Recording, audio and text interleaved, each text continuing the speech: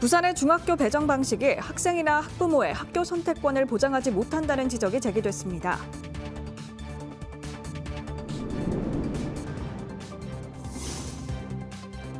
부산 도시철도 사상 하단선 공사장 일대에서 발생한 대형 땅꺼짐의 원인 조사 결과가 석 달여 만에 나왔습니다.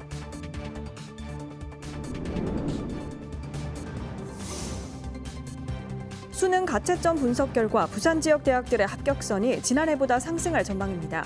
전문가들은 점수에 따라 정시 모집에 보수적으로 접근할 것을 조언했습니다.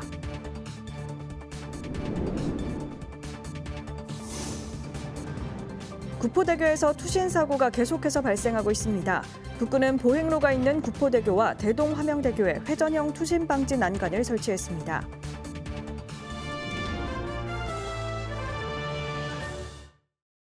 여러분 안녕하십니까? BTV 뉴스입니다. 부산의 초등학생들이 중학교로 진학할 때 배정 방식이 학생들의 학교 선택권을 침해한다는 지적이 나왔습니다.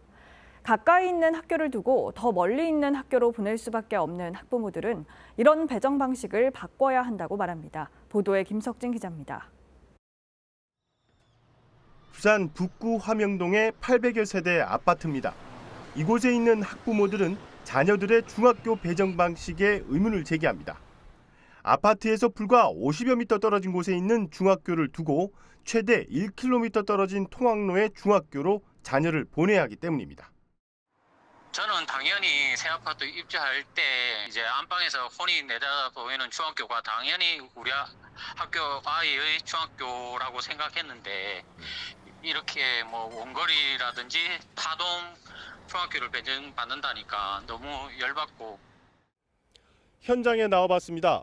지금 제 뒤로 보이는 아파트가 그 해당 아파트인데요. 이곳에서 나와서 잠시만 걸어가면 이렇게 작은 하천만 지나면 중학교가 있습니다. 하지만 현 배정 방식이라면 이 학교에 자녀를 보낼 수 없습니다. 부산의 중학교 배정 방식은 전산 추첨으로 초등학교에 따라 지정된 학교로 배정받게 됩니다. 사실상 학생이나 학부모의 학교 선택권은 없는 셈입니다.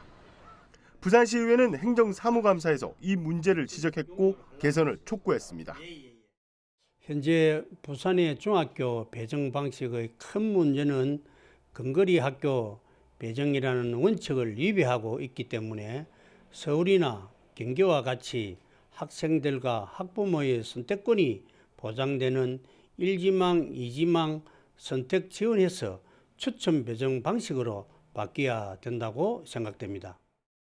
이에 대해 교육당국은 해당 아파트에서 가까운 학교에 배정할 경우 과밀이 될 우려가 큰 반면 기존에 배정된 학교는 학생 수가 감소해 운영이 어렵다는 입장을 밝혔습니다. 한편 최근에는 각종 재개발, 재건축으로 인해 학생 쏠림 현상이 발생하면서 초등학교 배정에서부터 학부모들의 민원이 쏟아지고 있습니다. BTV 뉴스 김석진입니다. 지난 8월에 발생했던 부산 도시철도 사상 하단선 공사장 일대에서 발생한 대형 땅꺼짐의 원인 조사 결과가 사고 발생 석 달여 만에 나왔습니다. 김윤정 기자의 보도입니다. 도로 위 폭 7m, 깊이 3.5m 규모의 구멍이 뚫렸습니다. 지난 8월 두 차례 발생한 땅꺼짐 사고 원인 조사 결과가 나왔습니다. 먼저 당초 연약 지반인 공사 구간에는 차수 기능을 높이기 위해 콘크리트 말뚝을 겹쳐 시공하는 공법이 설계됐지만 땅 속을 파보니 노후 하수관 등 지하 매설물이 발견되면서 기존보다 차수 기능이 덜한 다른 공법이 적용됐습니다. 여기다 사고 당일 50mm의 많은 비가 내리면서 오수관이 역류하면서 물과 함께 흙더미가 차수벽을 뚫어 땅꺼짐이 발생했습니다. 세벽로의 원인은 여기서 발생한 수압으로 인해서 차수벽에 구멍이 생기고 그다음에 그 불창면 밑에 콘크리트가 아직 파설되지 않는 부분으로 입자가 물과 함께 빠져나왔다. 다음 날 동서고가 하부 가야대로에서 발생한 땅꺼짐 사고는 지하에 빗물을 모아두는 기존 우수박스와 새 우수박스의 이음새 부분 파손이 원인으로 지목됐습니다. 지금 땅꺼짐만을 주제로 해가지고 설계하지는 않거든요. 지하철 굴착을 위주로 한단 말이에요. 굴착의 안정성. 근데 이제는 지작물, 땅꺼짐, 그다음 집안의 종류 이런 거에 대해서도 아예 그걸 한 챕터로 따로 대책을 세워야 되겠다. 부산시는 사고 구간처럼 공법이 변경된 전체 구간에 대한 집안 안전성 확인과 차수벽 등을 보강할 계획입니다. 또 9월 발생한 집안 침하에 대한 추가 원인 조사가 끝나는 대로 종합적인 재발 방지책을 내놓을 예정입니다. 이거보다 더 크게 일어난 2단계 209 문제는 또 저희들 좀 심각하게 생각하고 있고 아직도 지금 진행되고 있는 징후가 보이니까 좀 더 저희들이 철저하게 대책을 수립하도록 하겠습니다. 부산시는 원인 결과와 권고 내용을 부산교통공사 등 관련 기관에 통보했습니다. BTV 뉴스 김윤정입니다. 지난해 수능이 역대급으로 어려웠던 반면 올해는 킬러 문항을 제외한 적절한 난이도의 문제가 출제되면서 전반적으로 원점수가 오를 것으로 예상되고 있습니다. 전문가들은 부산 지역 대학들의 합격선도 지난해보다 상승할 것으로 전망하면서 점수에 따라 정시 모집에 보수적으로 접근할 것을 조언했습니다. 박재한 기자입니다. 부산 진학지원단이 2025학년도 수능시험 가채점 결과를 분석한 결과 국어 영역 만점 기준 예상 표준 점수는 화법과 작문 135점, 언어와 매체 138점으로 지난해보다 각각 11점과 12점 정도 하락했습니다. 수학 영역에서는 확률과 통계 138점, 기하는 141점으로 지난해와 비슷했지만 미적분은 145점으로 3점 떨어졌습니다. 영어 영역 1등급 예상 비율은 6.94%로 지난해 4.71%에 비해 2.23%포인트 상승할 것으로 예상됩니다. 사회탐구 영역, 경제는 71점, 사회문화는 70점, 생활과 윤리는 76점, 윤리와 사상은 73점으로 생활과 윤리는 9점, 윤리와 사상은 10점 정도 상승할 전망입니다. 과학탐구 영역, 물리학원 68점, 화학원 66점, 생명과학원 70점, 지구과학원은 73점입니다. 네, 일단 기본적으로 시험이 좀 쉽다라고 하는 것은 학생들이 뭐 단순하게 말씀드리면 좀 많이 맞췄다라고 볼 수 있습니다. 네. 작년 같은 경우에는 이제 워낙 이제 뭐 국어 같은 것도 표준 점수가 150점이 나올 만큼 상당히 좀 어려운 문제들이 많이 있었고요. 그럼 그렇게 어려운 문제가 많았다라는 건 틀린 학생들이 많다는 거고, 그리고 이제 그 고득점 한 학생들이 좀 많이 틀려도 어려웠기 때문에 더 높은 이제 퍼센트 100분의 1을 가져간다. 그래서 표준 점수 높다. 이렇게 이해하시면 되겠습니다. 네. 부산대와 부경대, 동아대 등 부산 지역 주요 대학 지원 가능 점수도 상승할 전망입니다. 국어와 수학, 탐구 영역 두 과목을 합산한 원점수 기준, 인문계는 지난해보다 7에서 11점 상승할 것으로 보입니다. 자연계의 경우 부산대 상위권은 6점, 하위권은 13점까지 상승하고 부경대는 10에서 18점, 동아대는 7에서 17점가량 합격선이 높아질 전망입니다. 그래서 일단 그 성적에 맞게, 그리고 이제 아무래도 이제 정시는 쓸 수 있는 원서가 3장밖에 없기 때문에 약간은 좀 보수적으로 좀 접근을 하는 게 맞지 않나라고 좀 생각이 듭니다. 올해 수능에서 부산 지역의 실제 응시자는 2만 5천여 명으로 집계됐습니다. 가채점 분석에는 부산 지역 99개 학교 1만 3천 명의 데이터가 반영됐습니다. BTV 뉴스 박찬입니다. 낙동강 교량 위에서 투신 사고가 계속되고 있습니다. 보행로가 있는 구포대교와 대동화명대교에 투신 방지 난간이 설치됐는데요. 투신 사고를 줄일 수 있을지 주목됩니다. 장동원 기자입니다. 지난 2022년과 2023년 2년간 신고된 구포대교 투신 사고는 91건에 달합니다. 올해도 10여 건이 신고됐습니다. 계속되는 낙동강 투신 사고에 북구는 보행로가 있는 구포대교와 대동화명대교에 투신 방지 난간을 설치했습니다. 강서에서 구포까지 오는 사람이 걸어서 올 수 있는 유일한 경로다 보니까 오시면서 투신을 시도하시는 분들이 워낙 많았습니다. 생각보다 많았고 한 달에 두세 건은 꾸준히 발생을 하고 있는. 기존 난간에 투신 방지 난간을 덧대는 형태로 강 상부 양방향 1km 구간에 설치됐습니다. 구포대교 난간은 사람 허리보다 조금 높은 110cm 높이에서 머리보다 높은 180cm로 높아졌습니다. 상부 난간은 작은 힘으로도 쉽게 회전하도록 만들어졌습니다. 난간을 붙잡고 오르는 것이 힘들어졌습니다. 대동화명대교는 보행로가 있는 김해 방향 난간 830m에 투신 방지 난간이 설치됐습니다. 그럼 애초에 못 올라가도록 해야 되는데 무한정 높일 거냐 하니 높이면 그 높인 걸 타고 올라가더라. 그래서 이제 저희가 최대한 높게 돌아가는 형식으로 투신 횟수가 많이 저감됐다 하는 마포대교, 잠실대교 이런 것들을 참고해서. 북구는 난간이 설치된 지난 9월 이후 5건의 투신 신고가 있었다며 이 중 4건이 실패로 돌아가 어느 정도 효과를 보였다고 밝혔습니다. 내년 6월까지는 추가 설치를 진행합니다.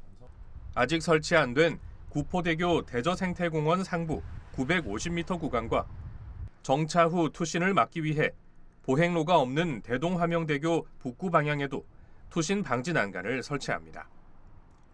구는 기존 난간을 밟고 오르지 못하도록 시설을 개선하고 강서구와 경찰, 소방 등과 협의해 CCTV도 확대해 나간다는 계획입니다. BTV 뉴스 장동원입니다.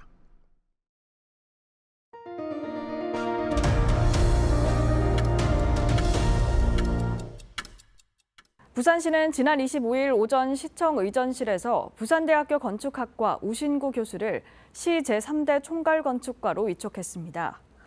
우신임 총괄건축가는 앞으로 2년간 부산의 건축 도시 디자인에 대한 장기 발전 방향을 마련하고 시민의 공적 공간 확보를 위한 건축 도시 디자인 정책의 총괄 역할을 하게 됩니다.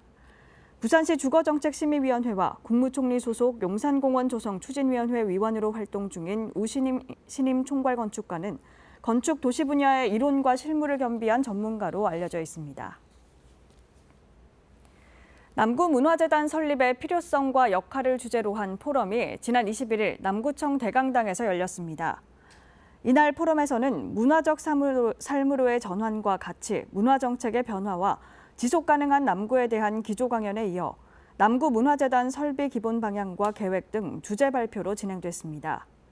발표 이후에는 지역 문화 주체와 주민 등 참석자들과의 토론과 질의응답이 이어졌습니다. 남구는 포럼에서 논의한 다양한 의견을 수렴해 지역과 세계를 잇는 문화도시 남구로 도약할 수 있도록 준비를 다할 계획입니다. 부산시 교육청은 5조 3천억 원 규모의 내년도 예산을 편성했습니다. 시는 삶의 질 향상과 경제 활력 회복을 위해 재정은 확대하고 채무 비율은 적정하게 유지하겠다고 밝혔습니다. 자세한 내용 박재한 기자가 전해드립니다. 부산시 교육청이 의회에 제출한 내년도 예산은 5조 3,351억 원입니다. 올해보다 872억 원, 1.7% 증가한 규모입니다. 시교육청은 안전한 교육 환경 개선 사업에 6,478억 원, 교육복지 등에 4천억 원을 배정하고 기초학력과 학습 지원에 399억 원, 디지털 교과서와 특성화고 설립에 771억 원을 투입합니다. 교육부가 내년도 고교 무상교육 예산을 지원하지 않으면서 발생한 재정 부담에 대해서는 교육정책사업 정비와 기금 3천억 원을 보전해 대응하기로 했습니다. 2025년도 예산을 편성하는 과정에서 우리 고교 무상 교육 관련 법령 일몰 등으로 인해서 세입 재원이 감소해서 예산 편성에 어려움이 있었지만 그 교육정책 사업 정비 등을 통해서 불로불급한 사업은 과감하게 축소 폐지하고 기초학력 신장, 넓음학교 운영, 특수학교 교육 환경 개선 등 교육 수요자의 눈높이에 맞춘 정책의 예산을 집중적으로 배분했습니다. 늘봄 수요가 많거나 교육 환경이 열악한 지역에는 전용 시설을 늘립니다. 올해 명지 늘봄 전용학교에 이어 내년에 정관 늘봄 전용학교가 문을 열고 5개 교육지원청별로도 늘봄 전용학교를 운영합니다. 급식실 환경도 대폭 개선됩니다. 조리실 환기 설비와 전기식 급식기구 교체 등 급식실 현대화 사업이 추진됩니다. 우리 교육청의 역점 사업 중에 하나는 그 넓음 학교입니다.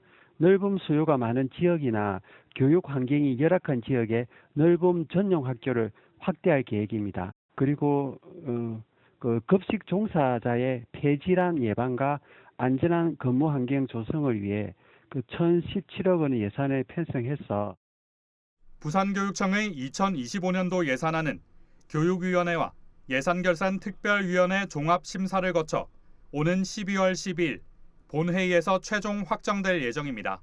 BTV 뉴스 박찬입니다. 해안을 끼고 있는 부산의 경우 곳곳에 걷기 좋은 나무 데크길이 많은데요.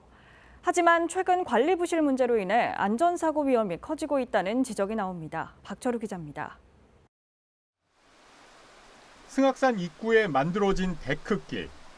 데크 측면 곳곳이 뒤틀려 있습니다.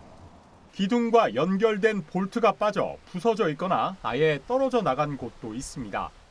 이 못이 빠지거나 한 데가 있어요. 그래서 잘못인데 의지에다가 넘어지는 경우가 있어가지고 그런 경우가 좀 불편한 게 있습니다. 보기가 안 좋죠. 예, 그리고 또 위험성도 있고. 왜냐면은 뭐 어린 애들 같은 경우에는 이렇게 호기심에 이렇게 넘으려고도 할 수도 있는 거고. 이곳뿐 아닙니다. 다른 지역 일부 데크길도 난관과 목재가 파손되거나 토사가 유출된 곳도 있습니다. 하지만 주의 안내판이나 경고판은 찾아볼 수 없습니다. 난간 사이가 그 간격이 너무 넓어가지고 좀 위험하거든요. 다대포 해수욕장 끝자락, 모룬대 해안을 따라 설치된 나무 데크길. 하지만 산책로를 바치는 구조물은 염분에 노출돼 녹이 슬었습니다. 해안 특성상 염분이 나무와 철을 부식시키는 경우가 많아 주기적인 점검과 방수 처리가 필요합니다. 땅에 닿는 부위 같은 거는 실제 이제 썩어 들어가는 게 있으니까 목재 같은 게 내구 연도가 뭐 그렇게 오래 가는 게 아니니까 뭐 5년에서 10년 안쪽이니까 그 안에 주기적인 점검을 한다든지. 부산에 설치된 데크길은 526곳, 전체 길이는 98km에 이르는 것으로 파악됩니다.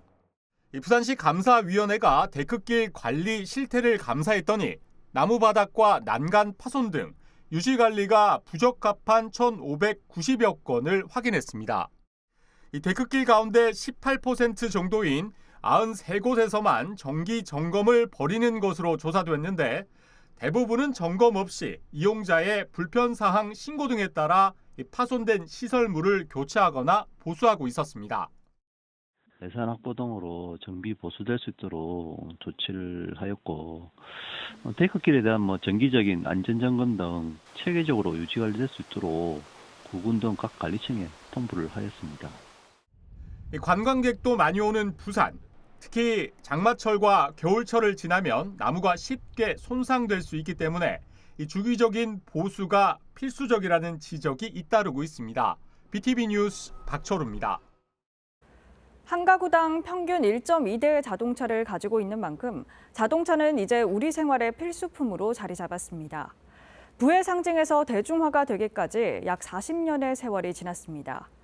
인천에선 자동차를 통해 그 역사를 알아보는 전시가 열렸는데요. 현장에 NIB 노유리 기자가 다녀왔습니다. 고급차의 대명사인 크라운, 마이카 시대의 포문을 연 퍼블리카. 이제는 역사 속으로 사라진 우리나라 초기 자동차들이 한자리에 모였습니다. 1960년대 이후 본격적으로 시작된 한국 자동차 시장. 그 중심엔 인천이 있습니다. 신진 자동차와 세한 자동차를 거쳐 대우 자동차까지. 부평은 국내 최초 현대식 자동차 생산 공장을 세워 한국의 자동차 산업을 주도했습니다. 세월의 흔적을 고스란히 간직한 광고는 그 시절 마이카를 향한 서민들의 로망을 드러내고 곳곳에 뚫리는 고속도로는 한국 경제 발전의 변천사를 보여줍니다. 자동차 산업이 대한민국의 주력 산업이 된 것이 1970년대 중반부터 있는데 정부 주도하에 자동차 산업을 국책 산업으로 그 결과 대한민국의 제1 수출품은 반도체고요. 제2 수출품이 바로 자동차가 되겠습니다.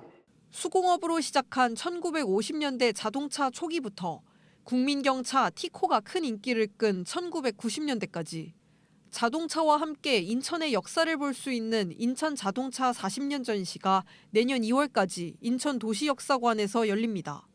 전시장을 찾은 시민들은 관람뿐만 아니라 문화와 경제를 아우르는 자동차 역사를 통해 탈 것 그 이상의 의미를 알아갑니다.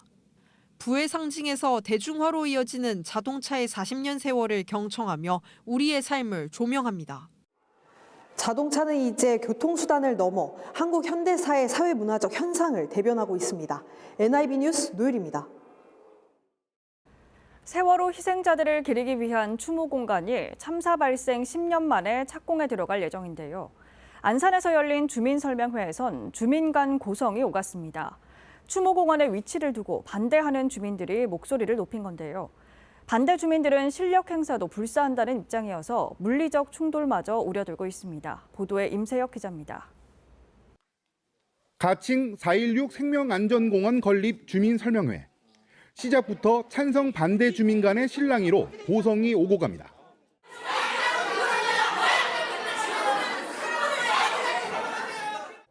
이 자리에서 안산시는 오는 2026년 말까지 초지동 화랑유원지 내에 봉안시설과 전시시설 등으로 구성된 추모 공간이 건립될 예정이라고 설명했습니다. 이에 반대 주민들은 목청을 높여 반발했습니다. 추모 시설을 조성하는 건 반대하지 않지만 왜 시내 한복판의 공원에 지어야만 하냐며 따져 물었습니다. 다 좋아요. 공원 하는 거 다 좋은데 왜 낙동강을 굳이 그 가랑 유원지 그 한복판에다가 안산의 앞마당에다가 꼭 해야 되는지. 건립은 좋다 이거냐. 그것까지 양보하겠다. 건립을 반대하는 것이 아닙니다. 강도를 반대하는 것입니다. 강도는. 화랑유원지에 건립하는 걸 찬성하는 주민들도 마이크를 잡았지만 반대 주민들의 거센 항의가 빗발쳤습니다. 그 공간에 기억할 수 있는 단어를 짓는 게 당연히 합당하잖아요. 찬성하는 사람의 목소리를 들으셔야죠. 이런 가운데 직접 상황 정리에 나선 이민근 안산시장은 건립 장소는 이미 자신이 취임도 하기 전에 결정된 것인 만큼 어찌할 수 없는 상황이라고 밝혔습니다. 2019년도에 국교시에서 최종 후보지를 결정했기 때문에 그 기조하에 안산시는 땅을 제공하고. 이날 설명회에서 안산시는 추모시설 건립 공사가 바로 다음 달부터 시작된다고도 전했습니다. 반대 주민들은 절대로 용납할 수 없다는 입장입니다. 직접 몸을 써서라도 공사를 막아내겠다고 입을 모으고 있어 물리적 충돌이 우려되고 있습니다. BTV 뉴스 임세혁입니다.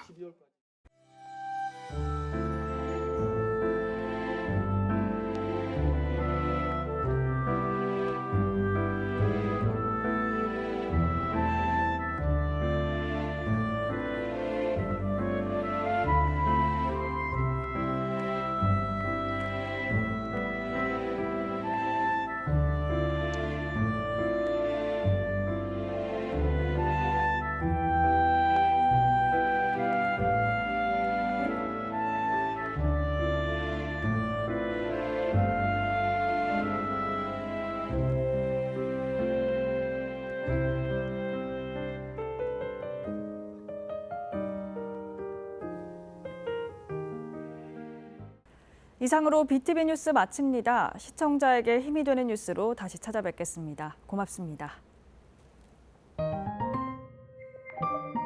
채널 BTV